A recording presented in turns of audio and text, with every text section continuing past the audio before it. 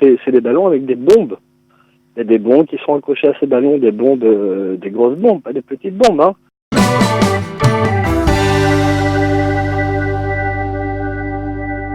Regain de tension dans le sud d'Israël avec des lancers de ballons incendiaires. Chaque jour, plusieurs ballons qui sont lancés et qui provoquent des incendies. Pour parler de cette situation, nous sommes ce matin avec Jehan Berman. Jehan, bonjour. Bonjour. Merci d'être avec nous. Vous habitez vraiment sur la frontière pratiquement avec la bande de Gaza.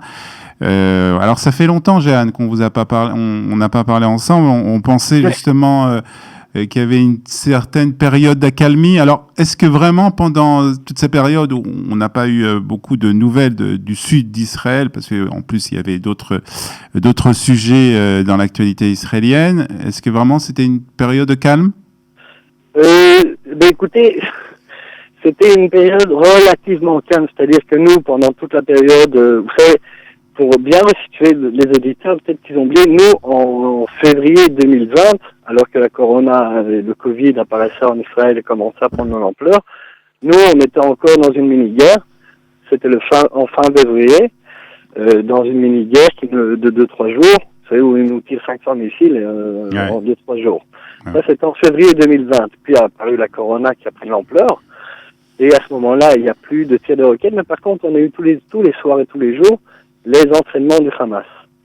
D'accord. Ça veut dire quoi, les entraînements du Hamas? Ça veut dire qu'on entend les booms, on entend les tirs, on entend les choses. D'accord. Tous les jours, ça c'est tous les jours, il y a des infiltrations de 2 ou 3 personnes qui infiltrent la frontière pendant la nuit.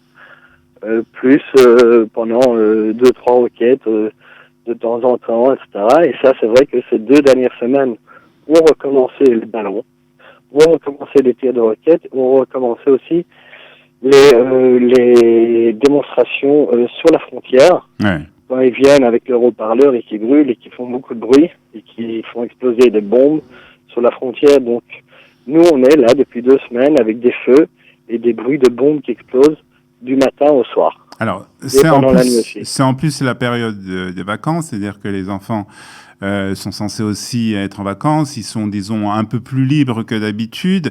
Et il faut expliquer, encore une fois, à nos auditeurs ce que représentent ces ballons incendiaires. C'est-à-dire que c'est vrai que on a l'impression que c'est des ballons qui volent et qui sont lancés depuis la bande de Gaza, mais ils peuvent être très dangereux, en fait.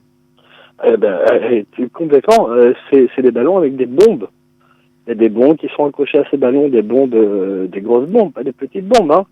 C'est vraiment des grosses bombes qui, s'ils explosent à 10 mètres autour de vous, ça fait du dégât, vous êtes blessé, c'est pas mort. Donc c'est des grosses bombes. Il y a des ballons, il y a des sortes d'autres ballons avec des cocktails Molotov, ça dépend, il y a plusieurs sortes. Et nous, effectivement, on doit expliquer à nos enfants. Vous savez, c'est des ballons qui sont attachés avec soit des emballages cadeaux et des choses cadeaux avec des bombes à l'intérieur, ou des ballons de foot qui sont fabriqués en bombes, etc. Ouais. Donc nous, on doit expliquer à nos enfants. Ça peut être attractif pour les enfants, c'est-à-dire qu'ils peuvent... bien sûr, c'est ça qu'ils font. Complètement, c'est ça le but. Et donc nous, on doit expliquer à nos enfants, en plus de toutes les restrictions et de toute l'hygiène et la propreté qu'on a surveillée à cause du Covid. Corona, bien sûr. Nous, on doit en plus leur dire, écoutez, regardez dans le ciel, si vous voyez des ballons, surtout n'approchez pas des ballons, etc., etc. Donc voilà, nous, on arrive dans des plaines de jeux et nos enfants de 5-6 ans nous demandent s'ils peuvent jouer avec les balles, etc., de simples ballons de foot, quoi. Donc, tout devient, et ça, c'est un petit exemple, mais je pourrais vous en citer des centaines, et c'est triste, mais c'est notre réalité, là, et ça devient très, très dur, parce qu'en plus, si maintenant ça commence à tirer, où est-ce qu'on va? Avec la corona, on peut aller nulle part. En plus, et aussi, il faut ajouter aussi, ça atterrit, ces ballons atterrissent dans des champs et il y a des dégâts dans ces champs très importants. Ah oui, dans les champs et dans la réserve naturelle, effectivement. Et ça, c'est vous savez, moi, il y a 2 ans, mes sœurs avaient été touchées aussi, une grande partie avait brûlé. C'était il y a 2 ans. Le problème, c'est que la région de Eshkol, par exemple, c'est le cœur de l'agriculture israélienne. Pourquoi c'est le cœur? Parce que la situation géoclimatique fait qu'on est vraiment propice à l'agriculture. Et ça aussi, c'est dû au fait qu'on ait une grande ressource naturelle, un grand parc, une réserve naturelle de absor, qui elle est touchée constamment par ces ballons. Toucher ce cœur-là, notre poumon de la région, c'est toucher toute l'agriculture de la région. La région, notre région juste, Eshkol, produit 60% de l'agriculture nationale. C'est-à-dire que nous, on le voit, hein, depuis qu'il y a eu les feux, etc., on voit que la production a changé, mais on doit beaucoup plus lutter, la terre est beaucoup plus faible, et on a des problèmes. Il y a des problèmes qui apparaissent, qui apparaissent pas avant tous ces feux qui avaient commencé il y a 2 ans. Donc, c'est sur le long terme, c'est un terrorisme ravageur. Parce que si en plus on peut plus vivre ici et qu'on peut plus utiliser notre terre, il n'y a plus beaucoup de solutions. Ça va être difficile, hein. Ça va être difficile. Il n'y a plus beaucoup de solutions. Alors aujourd'hui, quand même, Israël répond à ces tirs de roquettes, ces tirs de ballons avec des bombardements qui ont lieu sur des positions du Hamas dans la bande de Gaza. Est-ce que vous avez l'impression que... Rien de nouveau sous le soleil, hein. Rien de nouveau, oui. C'est-à-dire que c'est pas suffisant d'après vous. C'est marrant que chaque fois, vous comprenez que l'aviation riposte et il n'y a aucun blessé.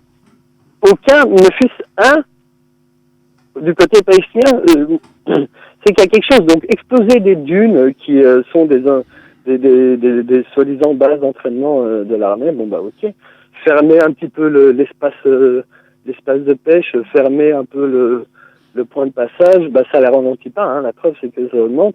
Nous on le sait, on voit, ça fait vraiment 3 ans là que chaque fois qu'ils ont besoin de quelque chose, hop, ils nous balancent un peu sur nous.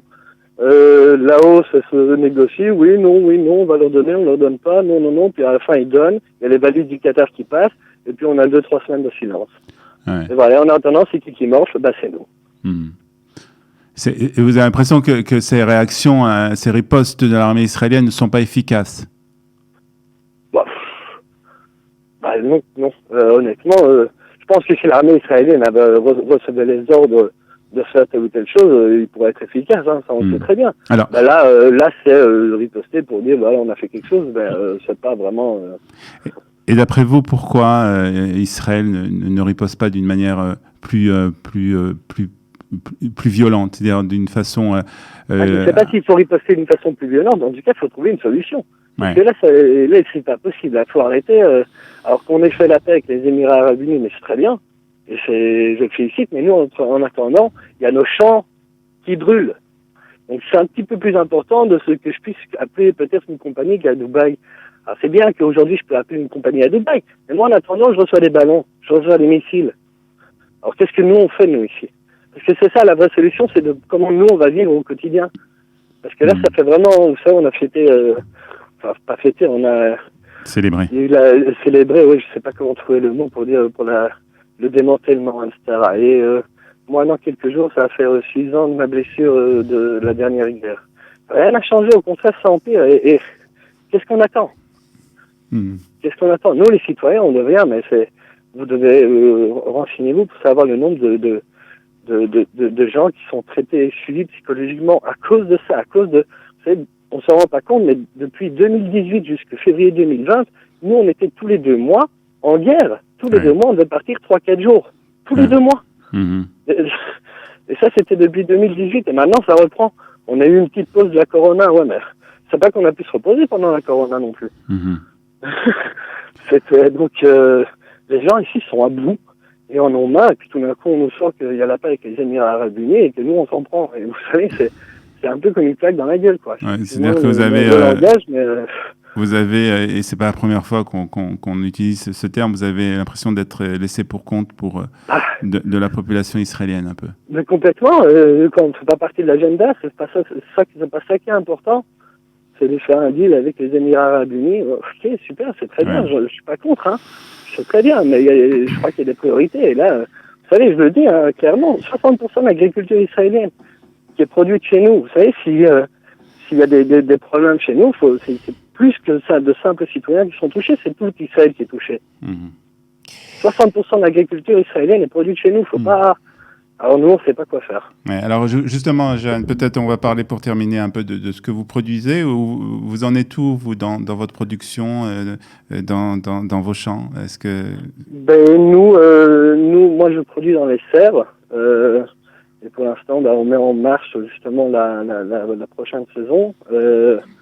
Et on espère qu'on prend le pari, comme d'habitude, mais cette année encore plus, qu'on va pouvoir exporter, parce que moi je suis sur l'export. Ouais.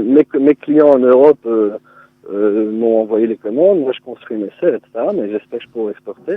Et on est un peu tous comme ça, tous les exportateurs ici sont un peu...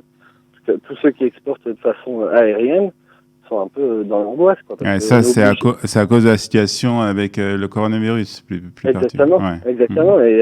Là aussi, Et au niveau des ballons, bah là, on espère qu'on ne sera pas touché, bien sûr. Bien sûr. Ça, et là, on peut rien faire. Hein.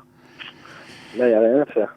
Très bien, Jeanne. Merci en tout cas de Merci ce témoignage. Merci, Merci d'être bonne continuation, bonne Merci beaucoup. Merci beaucoup. Merci.